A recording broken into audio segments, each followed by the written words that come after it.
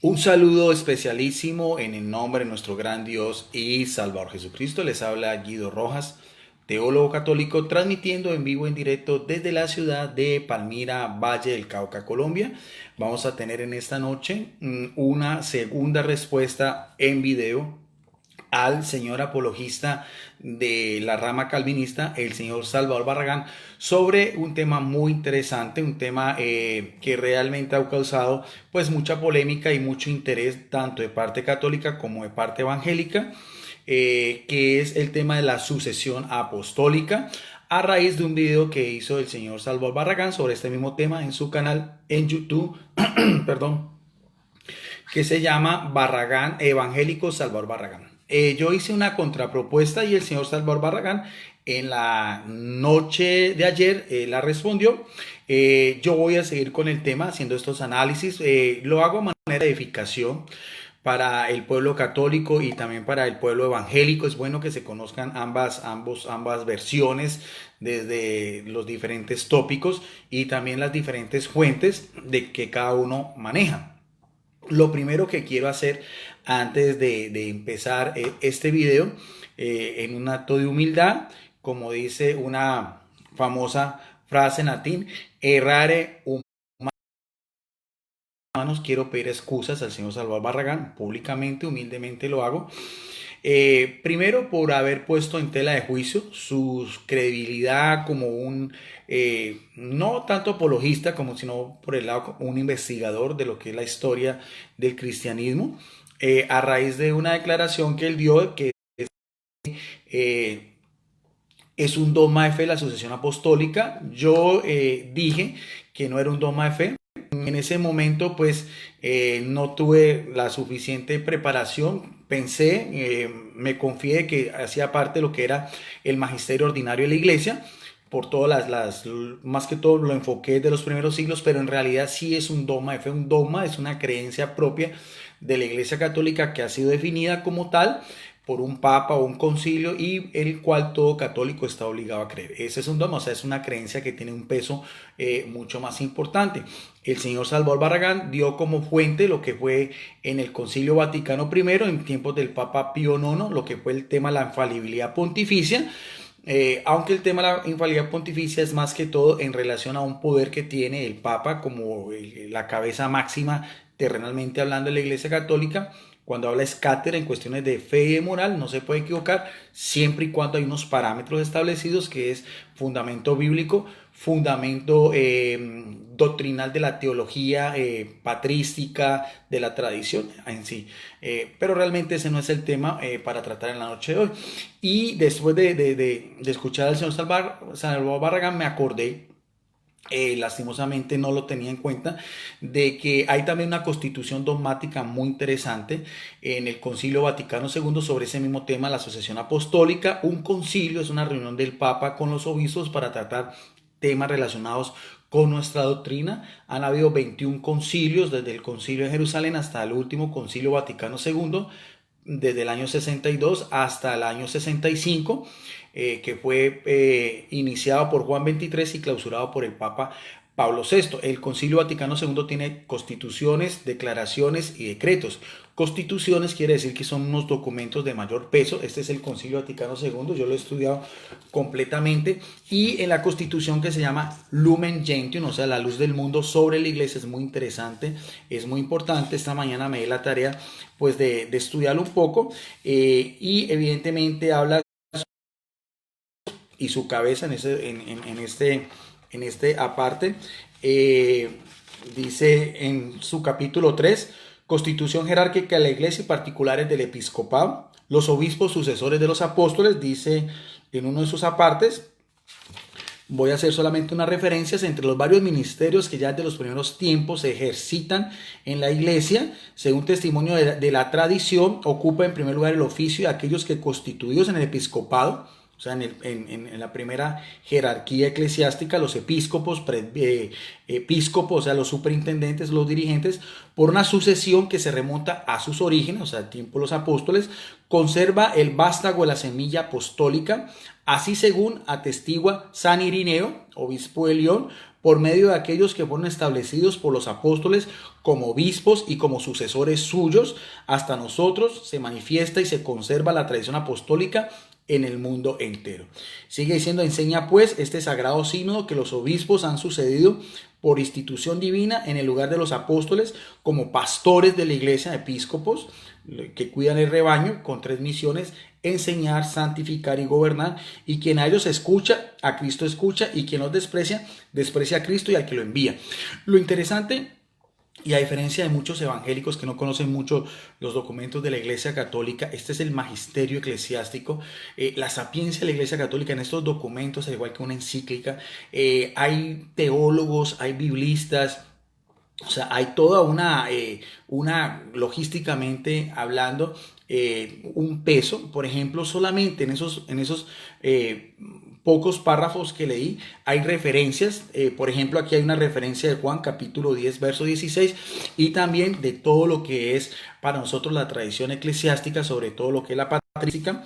Por ejemplo, citan a Clemente Romano, a Tertuliano, a Irineo de León y otros aparte. O sea, eso es lo importante cuando uno estudia un documento de la Iglesia Católica. No es al azar, no es lo que un papa ha querido decir, o porque se quiso inventar algo. No, cuando la Iglesia Católica define una cosa, cualquiera de estas dogmas de fe, cualquier cosa, es porque tiene un peso, porque tiene un respaldo, sobre todo en primer lugar en las Sagradas Escrituras, o sino también en lo que es la patrística, los padres de la Iglesia, los primeros sínodos, los primeros concilios. O sea, hay una tradición, hay un soporte de más de 21 siglos. O hablando, todos sabemos que los hombres más grandes del cristianismo, en cuanto a su sapiencia y en cuanto a sus escritos, como un Agustín de Hipona, un Ambrosio de Milán, o un Juan Crisóstomo, o un Atanasio, y así sucesivamente, un Tomás de Aquino, un Buenaventura, un Antonio de Padua, personas que escribieron sobre muchos temas, dominaban las Sagradas Escrituras, como un Jerónimo de Dalmacia, que tradujo la Biblia al latín. No había ni internet, ni máquinas de escribir, ni nada de esas cosas. Entonces, eso es indudable el que niegue eso. Los hombres más sabios y más santos también los católica. Y entonces, cuando nosotros hablamos de sucesión apostólica, como decíamos, de estos pastores que han seguido el rebaño de Jesucristo, la iglesia de Jesucristo, que tiene a Jesucristo como la cabeza máxima, así como él delegó esa función en Juan 21, 15 y 17 al apóstol Pedro, asimismo también los otros apóstoles.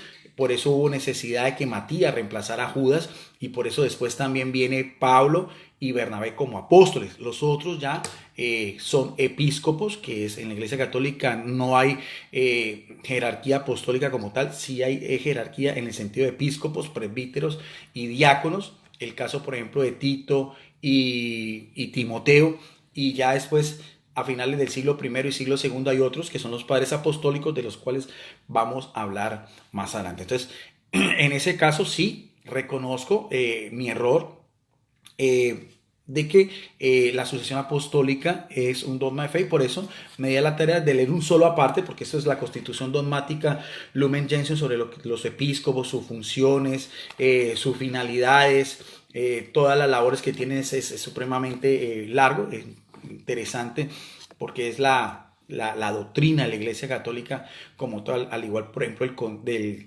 Catecismo de la Iglesia Católica en tiempos de San Juan Pablo II. También todos los documentos que tiene, si usted va al índice, va a encontrar las referencias bíblicas, referencias de los primeros concilios, de los primeros sínodos, de los padres apostólicos, tanto de Oriente como de Occidente. Entonces, quería aclarar en primer lugar esa parte, y con las debidas excusas al señor Salvador Barragán. No obstante, si uno ve y escucha al señor Salvador Barragán, de todas maneras, la forma como él manifiesta libremente, porque pues de eso se trata la libertad religiosa, todo lo relacionado con lo que es este tema de la sucesión apostólica, evidentemente él lo hace desde su posición de un protestante, alguien que está contra la Iglesia Católica, y yo lo veo, mi óptica es completamente diferente. Él decía que mientras más se estudia los orígenes del cristianismo, más alejada de la Iglesia Católica. Yo digo lo contrario, yo digo, como decía John Henry Newman, un obispo anglicano que se convirtió al catolicismo en el siglo XIX. Él decía todo lo contrario, decía, mientras más estudio los principios del cristianismo, más me acerco al catolicismo, porque todos estos personajes que muchas veces se mencionan eran jerarcas de la Iglesia Católica del siglo segundo, tercero, cuarto y así sucesivamente, que tanto el señor Salvador Barragán como yo hemos citado anteriormente. Otra de las cuestiones del señor Salvador Barragán con respecto a los puntos que yo toqué en mi video, ahí sí me da pena decirlo, hizo todas unas cantinfladas. Él decía que hablando pues de la importancia de Roma, de los primeros de Pedro y de Pablo, por eso yo hice mucho énfasis en mi video sobre ese tema.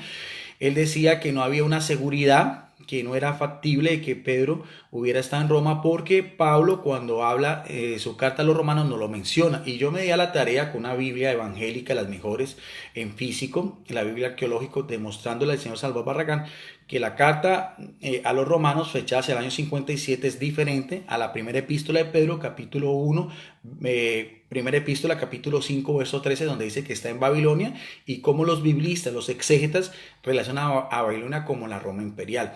Y el señor Salvador Barragán hizo todo otra vez, todo un salpicón, empezaba a decir que volvía a lo mismo, que los que él confundió, porque yo nunca dije de que Pedro había evangelizado en primer lugar Roma, eso no, nunca lo dije yo. Cuando yo digo que como teólogo católico, eso sí lo digo con todo el respaldo que puedo tener conociendo el magisterio eclesiástico. Cuando nosotros decimos que el fundamento de la Iglesia Católica es Pedro y Pablo en Roma, y por eso hacía mucho hincapié a su martirio, al lugar donde ellos fueron martirizados, donde evangelizaron y también donde dieron su vida por Jesucristo. De acuerdo a lo que mismo Jesucristo le había dicho, a mí me perseguirán y ustedes también los van a perseguir.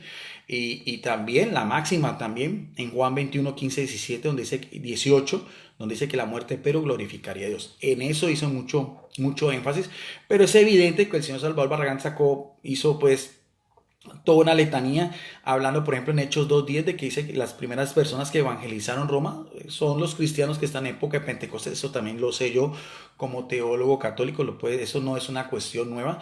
Nunca dije que Pedro había sido el primero en evangelizar Roma, eso no lo dije, no está en ninguna parte, pero el señor Salvador Barragán trató en su video como de mezclar esas cosas, no. Y a lo último entonces empezó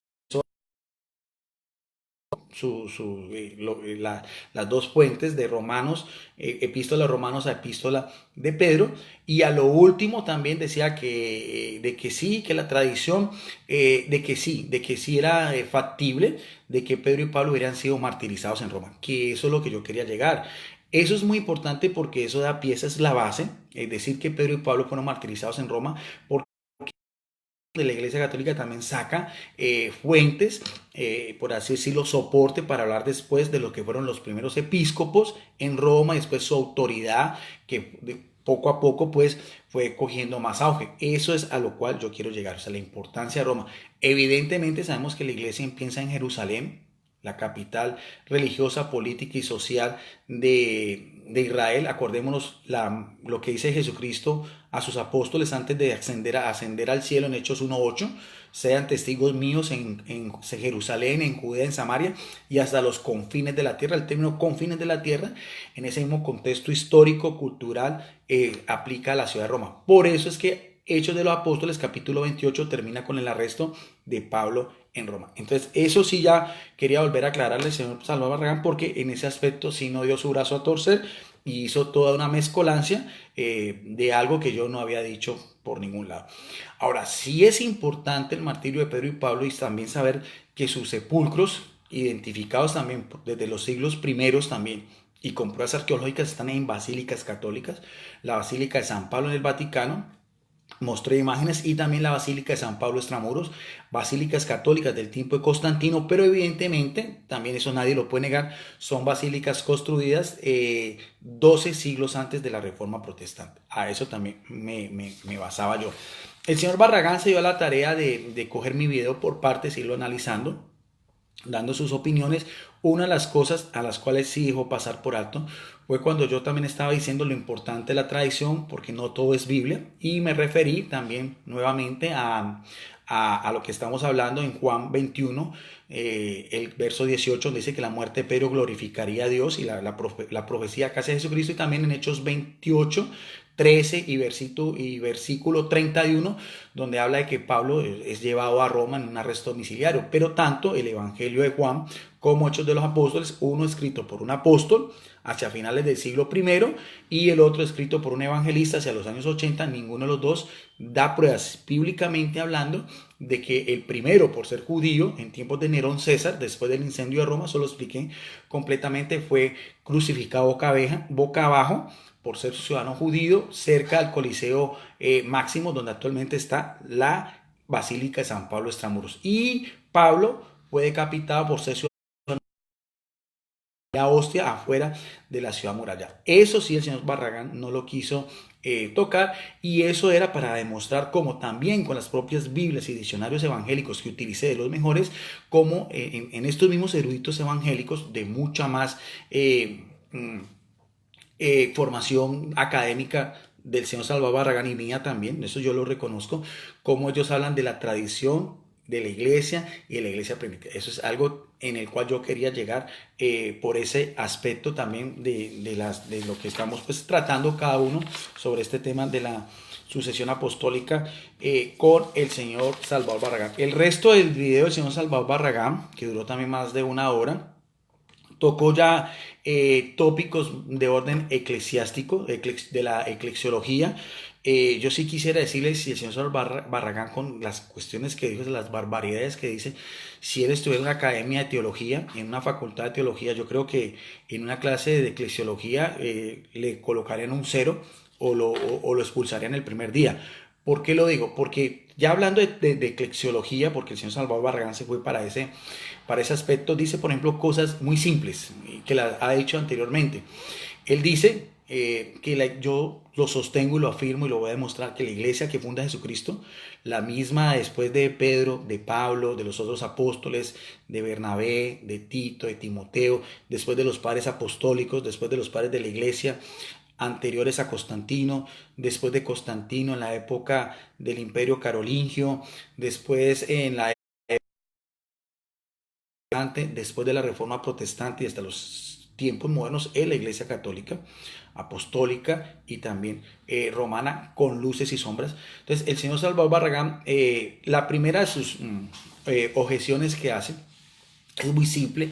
Él dice, por ejemplo, que la Iglesia Católica no puede ser la que aparece en la Biblia, en el Nuevo Testamento, porque para ese entonces pues no había ni cónclave, no había ni cardenales, no había, por ejemplo, nunciaturas apostólicas, en estados pontificios, en fin, todas esas cosas. Y si a eso nos vamos a ir, señor Salvador Barragán, si esa es la posición de un apologeta evangélico, en este caso de la rama calvinista, yo le diría lo mismo. Pasa lo mismo si vamos a estudiar la historia del judaísmo antiguo. Si nosotros en la alianza que aparece en el libro del Génesis, empezando el libro del Génesis en el capítulo 12 de Abraham con Yahvé en Ur de Caldea, si vamos a empezar a hablar de lo que es por así decirlo, el judaísmo como tal, sería lo mismo si en ese entonces, diríamos, si en la época de Abraham, de Isaac y Jacob, ya había templo en Jerusalén, ya habían sinagogas, ya había la Torá, ya habían sumo sacerdote, había Sanedrín y muchos de esos aspectos, el Talmud de los judíos, entonces, a eso nos vamos. O sea, es una evolución. El cristianismo ha evolucionado desde el siglo I hasta nuestros días, al igual que el judaísmo tuvo también su evolución. En la época de Abraham, de los patriarcas, no es la época del legislador Moisés, no es la época de los jueces, no es la época de los reyes, y no es la época en el exilio en Babilonia, y no es la época también de la dominación de los persas o la dominación griega, o de la dominación romana anterior a Jesucristo. Entonces, todos esos aspectos históricamente tenemos que analizarlos cada uno. Entonces, evidentemente el judaísmo ha tenido evoluciones también, desde el punto de vista teológico también. Los mismos Génesis, los mismos libros del Pentateuco se escribieron 1000 años después. o sea, en el año 1000, perdón, antes de Cristo, durante la época del rey David también de Salomón. No hay un escrito, por así decirlo, ni Abraham, ni Isaac, ni de Jacob, ni siquiera propiamente de Moisés, aunque la tradición adjudica los Pentateuco, esos 5 primeros libros de Génesis, Éxodo, Número, Levítico, Deuteronomio, a Moisés. Evidentemente hay diversiones, fueron escritos unos en tiempo de la cautividad en Babilonia y otros en la época de reinado de Salomón, y así sucesivamente, la época de los profetas mayores y profetas menores. Entonces, ese argumento es muy fácil de derrumbar. Otra de las cosas, eso sí también fue la máxima del señor Salvador Barragán, él reconoce y dijo palabras textuales, porque yo me di la tarea de mirar su video. Él decía que había una iglesia, y nótese bien el término que utiliza, universal antigua, o sea, universal en el sentido griego de la palabra católica. Y decía... y ya al final del video decía que esa iglesia existió en el siglo I. Y aquí, mire, si ustedes, mire, objetivamente lo digo, y ahí uno demuestra la contrariedad de los apologistas protestantes, por más preparación y por más memoria que tengan, como el señor Salvador Barragán. En el video de ayer, yo lo pude escuchar, él decía que sí, esa iglesia, la iglesia de Cristo, esa iglesia universal antigua, era del siglo I. En el video anterior, en el primer video que hizo la Asociación Apostólica, decía que esa iglesia había existido hasta el siglo III. En otro video que nosotros hicimos sobre el tema del canon de los libros del Nuevo y Antiguo Testamento, decía que esa iglesia había perseverado hasta el siglo II. O sea, no hay ni siquiera una unanimidad de criterio en el señor Salvador Barragán cuando vamos a hablar de tema de eclesiología en un sentido de historicidad desde lo que es la iglesia primitiva. Eso por un lado. Ahora, decía el señor Salvador Barragán que en el siglo I decía que no existía, así lo dijo yo, no existía ni la iglesia católica romana, ni la iglesia calvinista, ni la iglesia armenia, ni la iglesia ortodoxa, ni la iglesia metodista. Entonces, si no existía ninguna de esas iglesias, entonces, ¿cuál es la promesa que hace Jesucristo a Pedro cuando le dice: tú eres Pedro y sobre ti edificaré mi iglesia? ¿Cuál es la misma promesa que aparece en la carta a Timoteo, 1 Timoteo 3:16, donde dice que la iglesia de Jesucristo es columna y baluarte de la verdad? ¿Cuál es la iglesia entonces que se reunían en las casas? La iglesia que fue perseguida inicialmente por los mismos judíos, la misma iglesia que se fue extendiendo en Asia Menor. O sea, ¿qué tipo de iglesia era esa? Es más, inclusive, teológicamente el señor Salvador Barragán cometió una irregularidad muy tenaz, porque si él mismo acepta, y ustedes pueden mirar el video porque esto no es calumnia, que la iglesia a la cual él pertenece, porque él se declara como tal calvinista, aunque dice que la iglesia calvinista no es una iglesia como tal, sino es una forma teológica. Evidentemente es una forma teológica, pero tiene su origen con Juan Calvino. O sea, hay que relacionar eso. No podemos desligar lo que los calvinistas hablan sobre temas, por ejemplo, como la predestinación, la soberanía de Dios, o sea, cuestiones de orden teológico, la sola gracia, la sola fe, con la persona de Juan Calvino. Van íntimamente ligadas el uno con el otro en la historia del cristianismo. Si el señor Barragán se atreve a decir esas cosas, entonces él, ¿cómo es posible que pertenece a una iglesia que no es la iglesia verdadera? Porque él dice que ni siquiera la iglesia calvinista es la iglesia verdadera. Entonces, ¿qué hace una iglesia que es fundada por hombres? ¿Qué hace una iglesia falsa? Porque entonces la Biblia también habla de falsos profetas, de falsos maestros, de falsos cristos. Entonces, manejar esos términos así como tan olímpicamente hablando, el señor Salvador Barragán se mete en camisas de 11 varas. Ahora, y después al final, hablando de ese mismo tema de eclesiología, decía que no importaba la denominación a la cual pertenecían en la rama pues protestante, siempre y cuando que era lo mismo, porque muchos creían en la sola fe, en la sola gracia, en la sola escritura, en la soberanía de Dios, en fin, tópicos que los unen.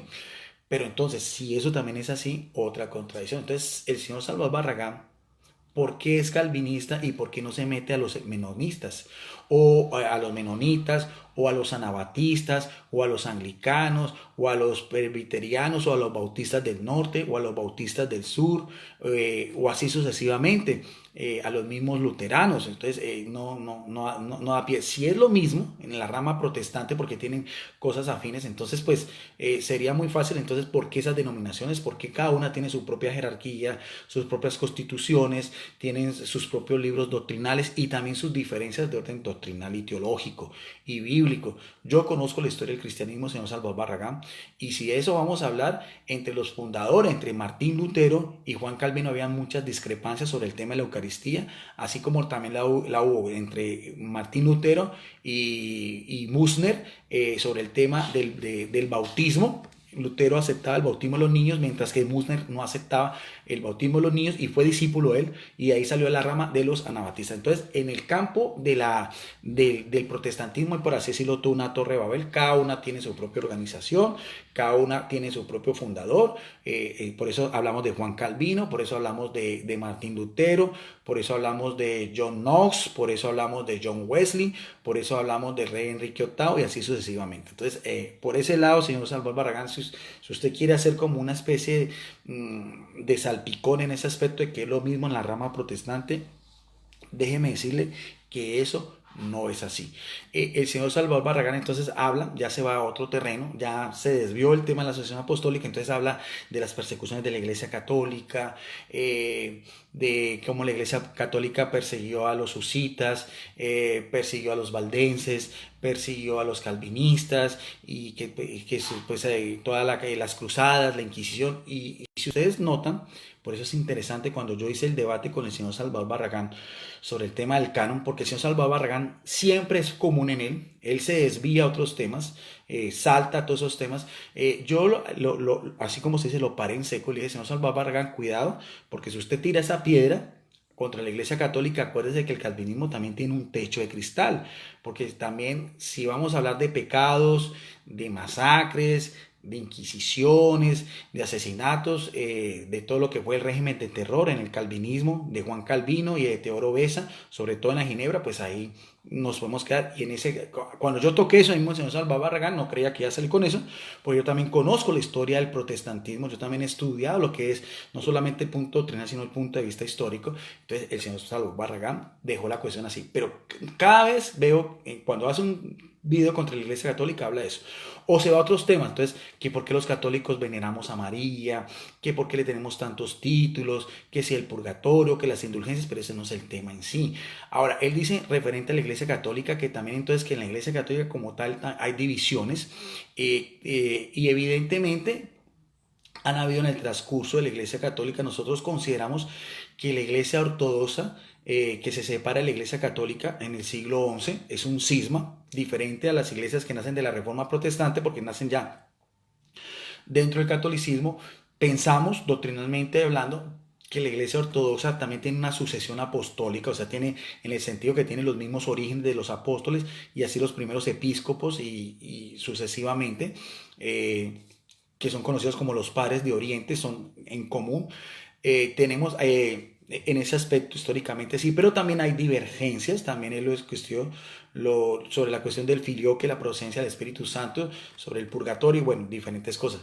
Pero eso nosotros los católicos pensamos que nuestra iglesia, yo por eso me defino como un católico apostólico romano, porque creo que lo que es la gracia santificante que Jesucristo da a través del Espíritu Santo está plenamente en la Iglesia Católica. Así lo creemos nosotros, así está en nuestras constituciones, así usted lo puede mirar en el Catecismo de la Iglesia Católica, sin negar que el Espíritu Santo también actúa en la Iglesia Ortodoxa hermana y también en las iglesias de la Reforma. Eso también yo lo he explicado anteriormente.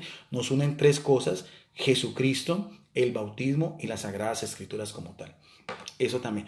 Pero no puedo aceptar que el señor Salvador Barragán diga que en la Iglesia Católica es lo mismo. Por ejemplo, cuando en el siglo XIX aparecieron los católicos antiguos que niegan el dogma de la infalibilidad pontificia,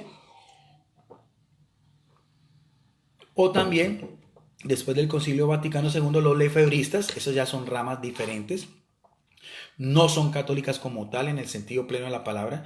Para que una persona sea católico, en el sentido pleno de la palabra, tiene que estar en comunión con el Papa Francisco, o sea, con nuestro máximo líder, que nosotros creemos que es el vicario de Cristo en la tierra, no el vicario de Jesucristo a nivel espiritualmente hablando, que es el Espíritu Santo. Todos esos temas y todos esos términos hay que saberlos manejar. Nosotros pensamos que el Papa es el legítimo sucesor del apóstol Pedro. 267 es nuestra máxima autoridad terrenalmente hablando, y eso lo confesamos nosotros en la Eucaristía, también con la oración del credo. Eso es lo que me hace a mí ser católico, apostólico, romano en el sentido pleno de la palabra.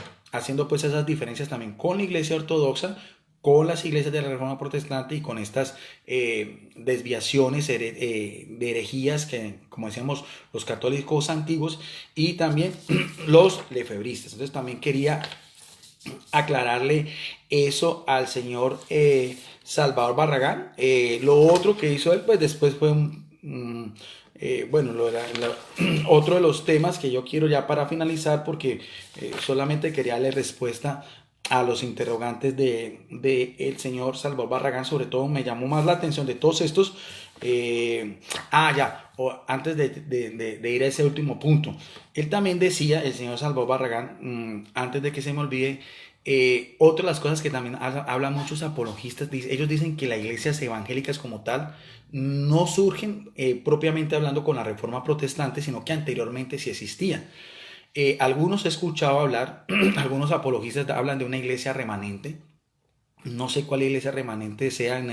Y entonces el señor Salvador Barragán, cuando ese tema, ese tópico lo tocó, eso sí me dio risa, disculpen, pero sí. Y les voy a decir por qué.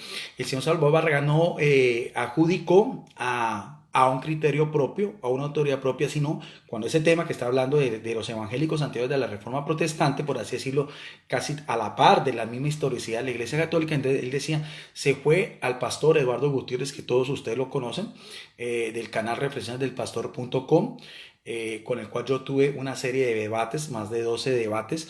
Entonces él decía que sí, que el pastor Eduardo Gutiérrez sí, en uno de sus videos, en sus conferencias, en su canal, él había podido mostrar que habían iglesias evangélicas anteriores a la Reforma Protestante.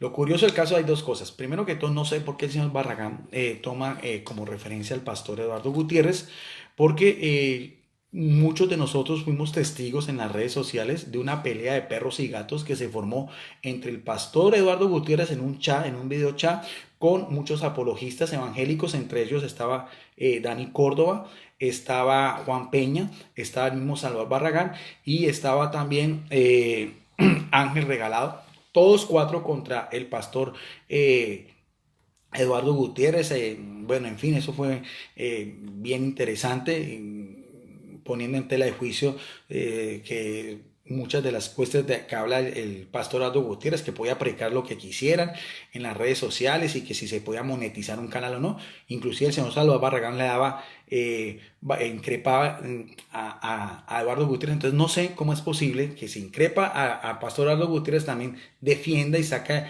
a relucir la eclesiología del pastor Eduardo Gutiérrez. Eso sí me pareció muy curioso.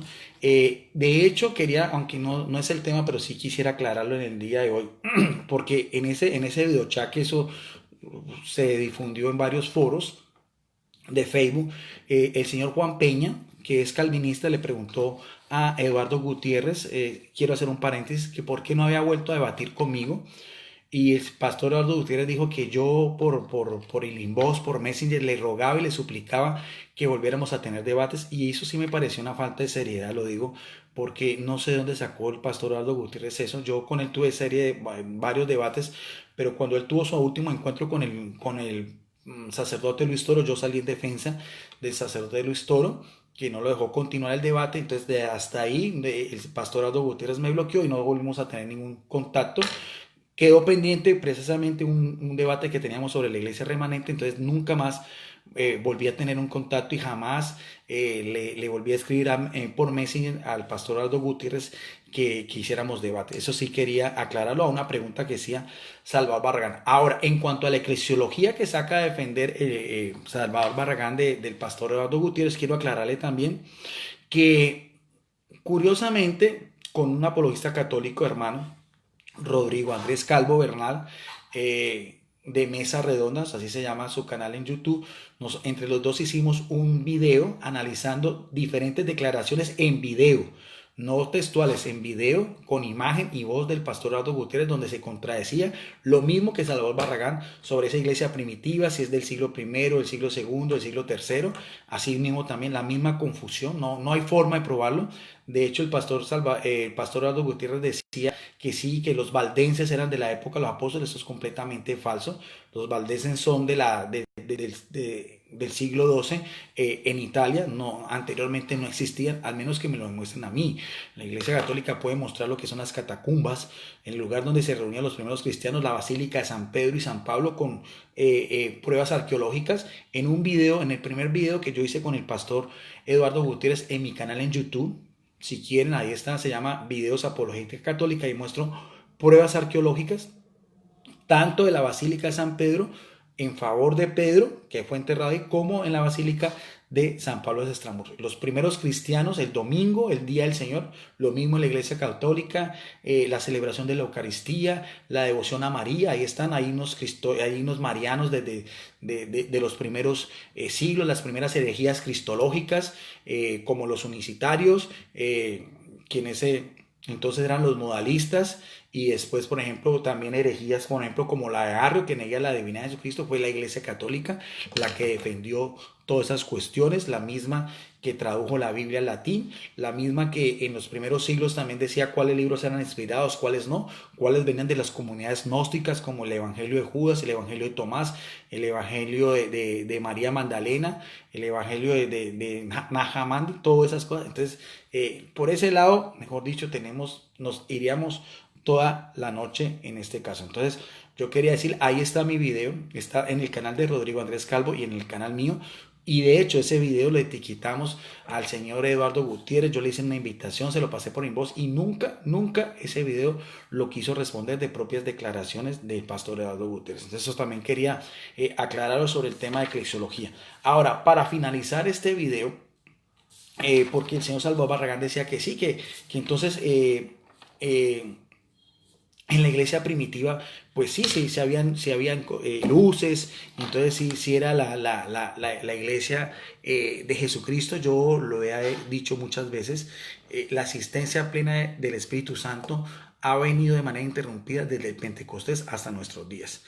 Y cuando yo hago con estas pruebas bíblicas, porque sí mencionó los diccionarios y las Biblias especializadas que yo utilizo, yo quiero aclararle y porque a veces me critican mucho cuando yo hago esos comentarios.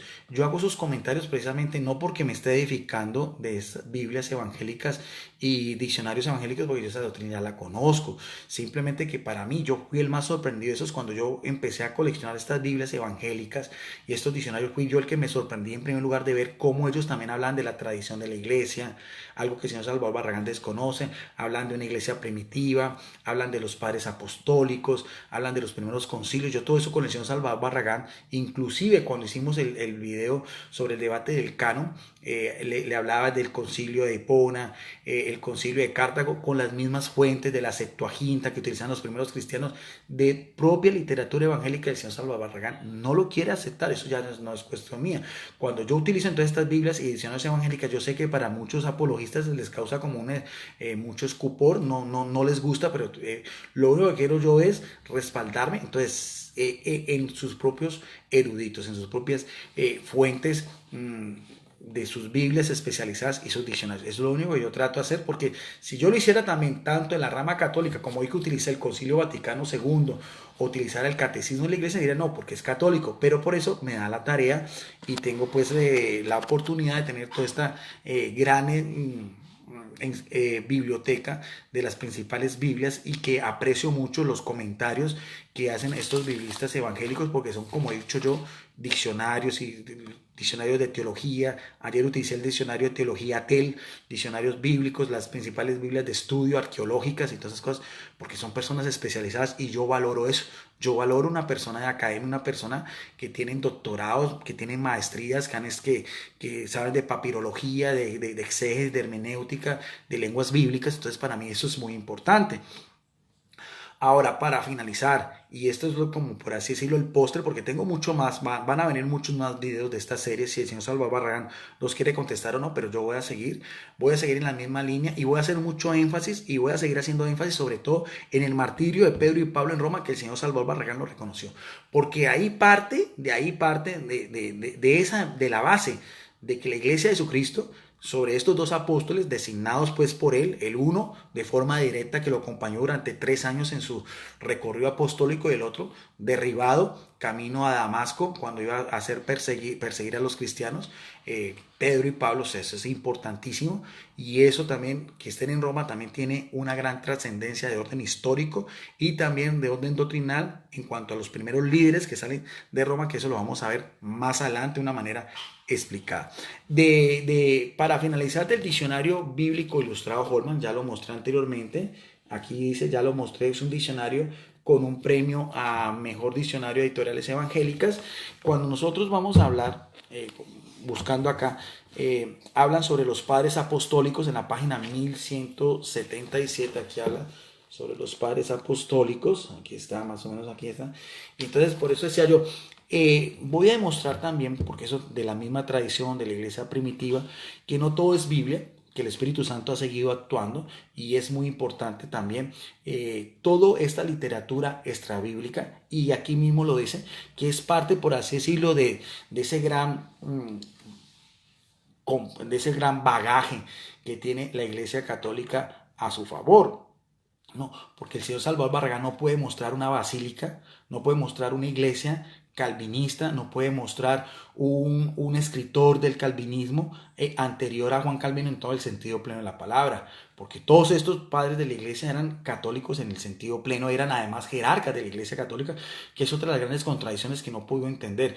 Niegan la sucesión apostólica, pero cuando citan muchas veces, por ejemplo, Atanasio era un patriarca, o sea, era el líder de la iglesia en Alejandría, Juan Crisóstomo, el líder, el patriarca de la iglesia en Constantinopla, Jerónimo era un presbítero, Agustín era obispo de Hipona, y así sucesivamente. Cuando en este diccionario evangélico habla de los padres apostólicos, que ese es otra gran soporte doctrinal en la iglesia católica, dice, grupos de escritores de la iglesia primitiva, algunos de los cuales conocieron a los apóstoles. Esto es muy interesante, después vamos a hablar más ampliamente sobre ellos. Estos escritores no fueron agrupados ni de los denominados padres apostólicos hasta finales del siglo XVII, evidentemente, pero sí existieron, que es lo que nos llama la atención. Esa primera colección titulada Padres Apostólicos incluía quienes, incluían obras de Clemente de Roma, de Ignacio de Antioquía, de Policarpo de Esmirna, de la carta de Bernabé y la carta de Hermas. Otras obras tales como la de Daché, que también es tanto el señor Salvador Barragán como yo la he citado, Diogeneto, Papías, discípulo inmediato de Juan, se han incluido frecuentemente en colecciones recientes. Los documentos, excepto Diogeneto y Papías, se escribieron aproximadamente entre el año 96, o sea, en tiempos en que aún vivía el apóstol Juan en Éfeso, hacia el año 156 después de Cristo, o sea, hacia mediados del siglo segundo. Sin embargo, no se exceptuaron como parte del canon del Nuevo Testamento, o sea, se hizo la diferencia.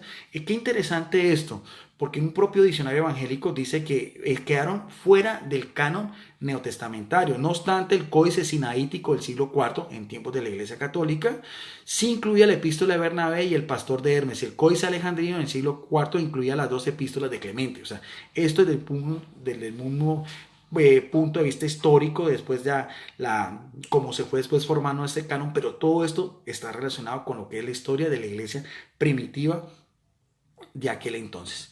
Y ya después, ya sabemos que ya en el concilio de Hipona y en el concilio de Cartago se definió, eso ya lo discutimos con el señor Salvador Barragán, los 27 libros del Nuevo Testamento y los 46 libros del Antiguo Testamento de la versión griega y demás. También fueron estos mismos padres apostólicos los que también con las mismas comunidades gnósticas, con Marción y con todos ellos, dijeron cuáles libros sí eran inspirados por Dios y cuáles no. Entonces, eso es interesante. Ahora, a lo que voy con toda esta literatura extrabíblica que estamos hablando acá, es una cita bíblica que yo quiero que reflexionemos en el sentido de que de lo que decía yo, de que la iglesia de Jesucristo siempre ha existido, desde el siglo I, siglo II, es una iglesia visible, es una iglesia que ha sido jerárquica, es una iglesia que también se fue extendiendo, es una iglesia que también sufrió persecuciones del Imperio Romano, y que después de Constantino tuvo esa paz religiosa, y después, como decía yo, con luces y sombras se fue extendiendo, se fue propagando, después con los bárbaros, y en la época de Carlomagno, de la época de Clodoveo, la misma iglesia que empezó después del siglo XVI a misionar en África, en Asia, en la mayor parte de los territorios americanos, es la Iglesia Católica. Ahora, quiero respaldarme en eso, porque eso tiene mucho que ver bíblicamente hablando para finalizar este video como me gusta a mí, con una parte que aparece en la carta a los Efesios en el capítulo 3, verso 21, y lo voy a hacer con esta Biblia, que es una Biblia evangélica, que es la Biblia de estudio Thompson de la Reina Valera del año de 1960. Ya hablando otra vez desde el punto de vista bíblico, porque es lo que le gusta al señor Salvador Barragán y a mi persona también. Dice el apóstol Pablo en esta epístola a la comunidad de Efesios en Asia Menor, en el versículo 20 y 21, dice: y aquel que es poderoso para hacer todas las cosas mucho más abundante de lo que pedimos o tenemos según el poder que actúa en nosotros, en los cristianos de la época de Pablo, dice, y a él, o sea, a Dios, sea la gloria doxa en griego, y en la iglesia en Cristo Jesús por todas las edades y por los siglos de los siglos. O sea, no hay forma, si no vamos a hablar de epístolas paulinas, que me puedan decir a mí que la iglesia apostató en el siglo primero, o que esa iglesia apostató en el siglo segundo, o que esa iglesia apostató en el siglo tercero, o que esa iglesia la fundó Constantino en el siglo cuarto, porque entonces estaríamos en contra de una profecía que aparece en un escrito paulino, texto neotestamentario con la inspiración del Espíritu Santo. Quiero resaltar aquí el término siglos de los siglos, y nos vamos a ir al griego koiné, lo vamos a hacer de esta Biblia de palabra clave,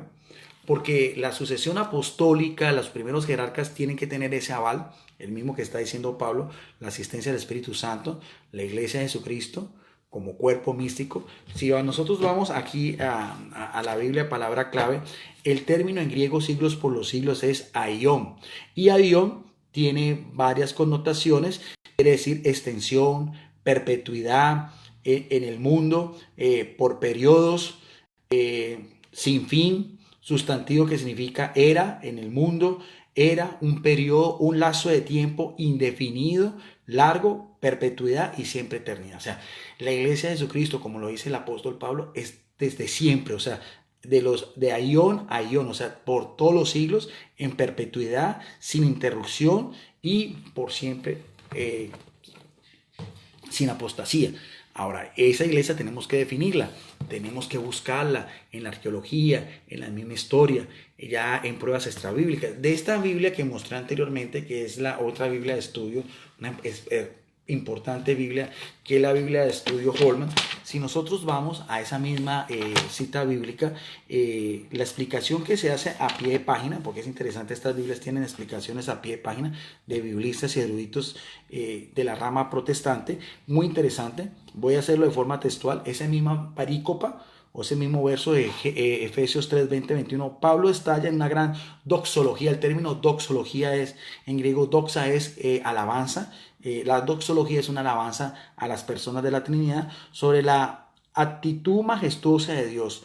Ruega para que su gloria, o sea, la gloria de Dios, se manifiesta abundantemente en la iglesia y en Cristo, allí la unidad. La iglesia glorifica a Dios por los siglos de los siglos, aún en la eternidad. O sea, hay una iglesia que ha tenido que estar glorificando a Dios por los siglos de los siglos hasta la eternidad.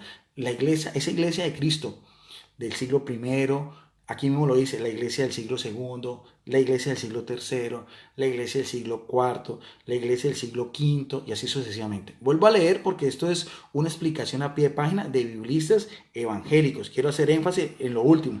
La iglesia de Cristo en unión con el Padre glorifica al Eterno por los siglos de los siglos y aún también va a trascender aquí en el mundo y aquí también dice en la eternidad. Ese es el término aion. Y también en esta otra Biblia de estudio Diario Vivir, también es otra Biblia evangélica, también de la Reina Valera del año de 1960, esa misma cita bíblica de Efesios 3, 20, 21, también estos otros biblistas evangélicos también dicen lo mismo. Esta doxología, lo mismo, esta alabanza, himno de alabanza a Dios, pone fin a la primera parte de Efesios. En la primera sesión, Pablo describe el papel el papel eterno de la iglesia. Entonces, sí podemos hablar de que hay una iglesia que funda Jesucristo, es una iglesia que tiene la asistencia del Espíritu Santo, es una iglesia que inicialmente fue liderada por los apóstoles, es una iglesia que se fue extendiendo, es una iglesia que especialmente los apóstoles que vamos a hablar de Pedro y Pablo regaron su vida testimoniando a Jesucristo en Roma en la época de Nerón. Sus sepulcros son sepulcros de la Iglesia Católica y sus sucesores tienen directamente jerarquía implicaciones de orden doctrinal y de orden de la gobernabilidad, de lo que es el pastoreo del pueblo de Dios de estas épocas. Que a veces hayan algunas lagunas, que a veces no podamos demostrar, eso no implica de que no sea una iglesia, que podamos constatarla en la historia, en la misma arqueología y así sucesivamente. Entonces, ese es otro video que tenía en la noche de hoy, unas aclaraciones al señor Salvador Barragán y también este otro aporte ya de orden bíblico sobre la importancia de la Iglesia Católica y ya después con eso vamos a ir ahondando un poco más el por qué la importancia de Roma.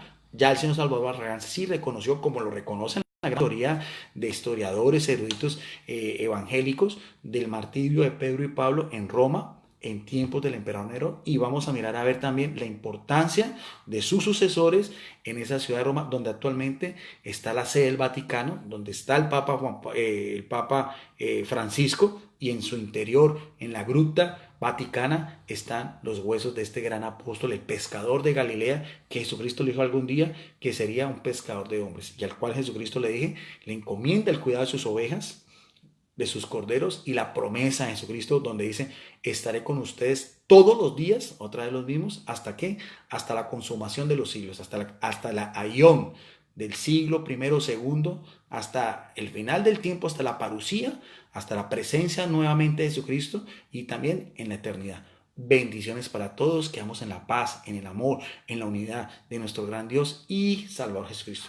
Si les gustó este video, como siempre, está en mi muro, va a quedar en mi grupo de Facebook, Debates Bíblico y Teológico Licenciado Guido Rojas, y también lo vamos a subir a mi canal. Si quieren suscribirse y mirar los otros videos, los que le decía, los del pastor Eduardo Gutiérrez, la respuesta, los videos que tuve también con el señor Salvador Barragán, que llama Videos Apologética Católica. Gracias y nos vemos en otra oportunidad.